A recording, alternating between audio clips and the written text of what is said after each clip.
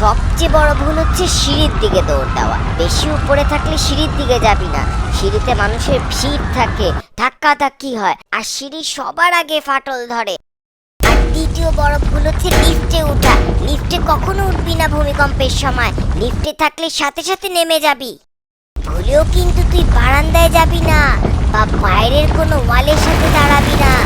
আর হ্যাঁ, জানালার কাছে যাবি না ভিডিও করতে। জানালা কিন্তু কাঁচগুলা ভেঙে গুঁড়া গুঁড়া হয়ে ব্লেডের মতো কাজ করে। জানালা থেকে দূরে থাকবি ভূমিকম্পের সময়।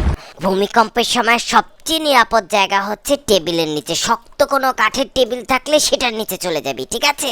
মাথায় শক্ত কিছু দিয়ে রুমের মাঝখানে থাকবি, যাতে করে কোনো ওয়াল বা ছবি, শেলফ এগুলো তোর উপরে না পড়তে পারে। পেছন বালতি দিবি, বাথরুমের থেকে বালতি নিবি, বা শক্ত কোনো হেলমেট জাতীয় কিছু থাকলে মাথায় সেটা দিয়ে রাখবি। আর যদি কিছুই না পারিস, অ্যাটলিস্ট একটা বালিশ বা এই জাতীয় কিছু দিলেও হবে। তোর মাথাটাকে প্রোটেক্ট করতে হবে, বুঝেছিস? একদম দৌড়াদৌড়ি করবি না, একদম দৌড়াদৌড়ি করবি না। দৌড়াদৌড়ি করে কোনো লাভ নাই। আল্লাহকে ডাকবি আর সেফটি মেনটেন করবি। হিজিবিজি প্রোটেকশন।